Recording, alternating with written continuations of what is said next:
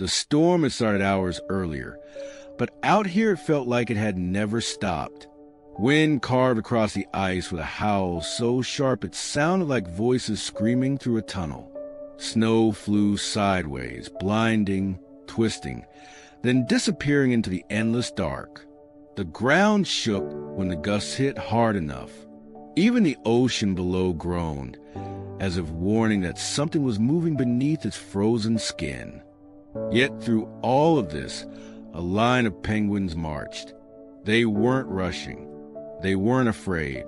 They weren't scattered. They were steady, slow. Together, their dark bodies moved like shadows stitched into the white world, one after another, their shapes rocking with the cold rhythm of endurance. From a distance, they looked almost unreal, too synchronized, too unified, too purposeful to belong to a world so chaotic. But something followed them, something the storm tried to hide. He walked at the back of the line, smaller than the others, slower. The frost on his feathers had begun to harden. He stumbled once, then again, falling to one side before righting himself. His breath came in small bursts of steam. The cold gnawed at him harder than the rest, but he kept moving. He had seen the shadows behind them. He wasn't sure if they were real. The storm made shapes appear where nothing existed. Every gust sculpted images that vanished the moment they were understood. But this one didn't vanish. It stayed. It followed, always the same distance away. When he looked back, he never truly saw it, just the outline, a darker darkness in the dark, taller than a penguin, too tall, and it moved in a way the wind didn't. Sometimes it paused when he paused. Sometimes it slid across the ice without sound. Sometimes it seemed to disappear, only to reappear closer. He blinked hard, trying to shake the hallucination away. Maybe it wasn't real. Maybe the cold was playing tricks. But the others seemed to sense something too. Even though they never turned, their steps tightened. Their bodies drew closer.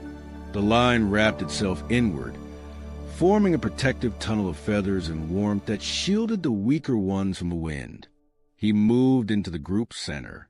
He didn't ask. He didn't need to. The march protected its own. The storm screamed louder. The ice cracked somewhere ahead, a long, deep groan that vibrated under their feet. The leader paused, lifting his head. The line stopped, everybody becoming still as stone. He listened, waited, then moved again. The rest followed immediately, as if bound by an invisible thread. But the shape behind them didn't stop. It glided closer, slow and deliberate. He felt its presence more than he saw it. It felt heavy, ancient, wrong. He pushed himself deeper into the cluster of warmth, feathers brushing his sides as the others leaned inward, sharing heat. Inside the huddle, it felt safer. The wind softened, the fear loosened, but the thought of the shape outside didn't disappear. The march continued. Hours passed, maybe more. Hard to tell when the sun never rose. The sky stayed dim and metallic, lightless and vast. The storm thinned now and then, just enough for the world to reveal itself in fragments. Sharp cliffs, frozen ridges, cracks in the ice big enough to swallow them whole. Then the lightning came. Not bright, not loud, just a dull flash, the kind that only illuminated things for the briefest instant.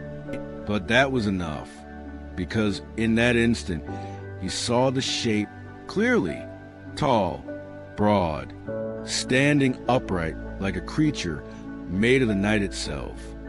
It wasn't a seal, not a bird, not a shadow, something else, something that shouldn't be able to follow them so quietly. When the lightning died, the shape vanished again. His heart hammered. He moved closer to the others. They nudged him gently, guiding him back into place. They didn't need to see what he saw. They already knew something stalked them. Their unity tightened not because of fear, but because unity was their shield. Alone, any one of them was vulnerable. Together, they were a fortress. The march went on. The ground changed as they approached the cliffs. The ice grew thinner. Cracks glimmered like veins beneath their feet. The leader slowed again, tapping the ground lightly with his feet. Listening to the echo, they redirected. The shadow followed. The storm calmed just enough for the night to feel heavier, more aware. The penguins formed a tighter huddle as they moved, a living wall of warmth and movement. Every time one stumbled, another leaned. Every time one slowed, another nudged.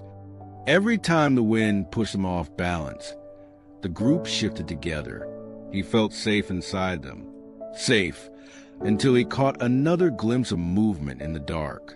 The shape was closer than before, close enough that he could hear the faint scrape of something heavy sliding against the ice.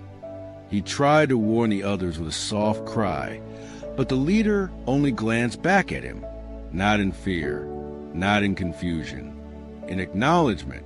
They knew, but the march did not change pace. It did not scatter. It did not panic. Panic was death. Unity was survival. Hours later, the cliff walls rose in the distance like black teeth. Shelter waited there, deep crevices away from the wind. Places to gather, rest, breathe. The rest of the colony would be there.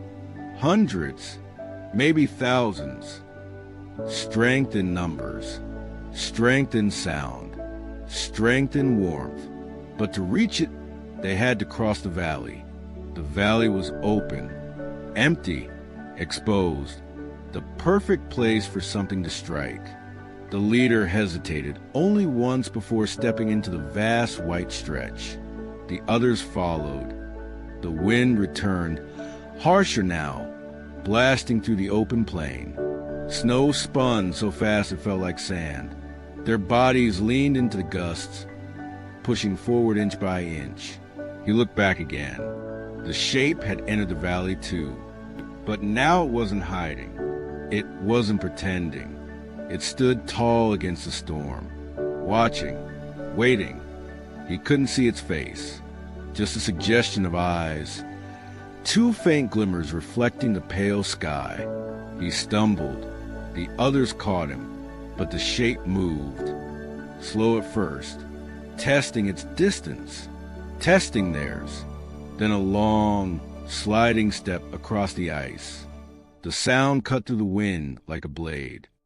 The line of penguins tightened immediately, forming a circle instead of a line. Their bodies locked together, feathers overlapping, warmth sealing them, energy merging. He was pulled to the center. Protected, the shadow drew nearer. It moved strangely, sometimes gliding, sometimes walking, sometimes stopping for no reason, as if it didn't follow rules of movement or weight. Lightning flashed again. This time the shape didn't disappear. It froze. It stared, and then it began moving faster. The circle held. It moved faster still. The circle tightened. He heard the ice tremble under the shape's weight. Then the shadow lunged, but the penguins moved first. Not away, not apart. Together, the circle rotated. A spinning wall of feathers that confused the shadow's strike. Dozens of bodies turning as one, creating a whirl of motion that disoriented the approaching creature. The shadow slipped. The ice cracked under it. A sound roared across the valley, the deep, monstrous groan of a frozen world breaking open. The shadow tried to regain its footing, but the group shifted again, pushing to the safer side of the valley. Their bodies pressed tight, feet tapping quickly, wings brushing one another in perfect unison. They didn't run. They marched, while behind them the ice split wider. The shape slid with it. One massive crack swallowed, half its form. It clawed, or maybe reached, but the storm swallowed its sound. The rest of its body tilted forward, vanishing into the widening fissure. And then silence. Only the wind remained. The march returned to a line. Calm, steady once more. He didn't know if the creature had died or simply disappeared into another part of the frozen world. But he felt eyes on him again, not from behind, from ahead. The cliffs were close now, very close, and as they approached, silhouettes appeared on the ridges. Hundreds of penguins watching them descend the final slope. Their bodies formed a wall of black against the white, waiting, expecting, ready. The marching group slowed, as if their journey had been known, predicted, even prepared for. The colony parted slightly, creating a path for them. Soft calls echoed to the cliffs, low and rhythmic. A greeting, a warning, a reminder of unity. He stepped into the crowd and felt overwhelmed by the warmth of thousands. But then he felt something else, a tremor in the ice behind them. Small, barely noticeable, but real. He turned. The valley was empty. The storm was thinning, but far, far in the distance at the edge of the crack. Something climbed out, slowly, carefully, silently. It wasn't gone at all. It had only been waiting, just like the march had waited, just like the cliffs had waited. But as the creature rose from the darkness, its shape clearer now, almost human in height but wrong in posture. He felt a cold stronger than the storm. It looked at him, only him, and then it sank back into the shadows of the crack, vanishing again, waiting for another moment, another march, another night. He pressed into the safety of the colony's warmth. Unity had saved them, but something out there had learned, and it would return. Maybe for him, maybe for all of them. The cliffs echoed with the colony's calls, but underneath, he felt something else vibrating through the ice. A heartbeat, not his own, not theirs. Something waiting for its own perfect moment. And it was getting closer.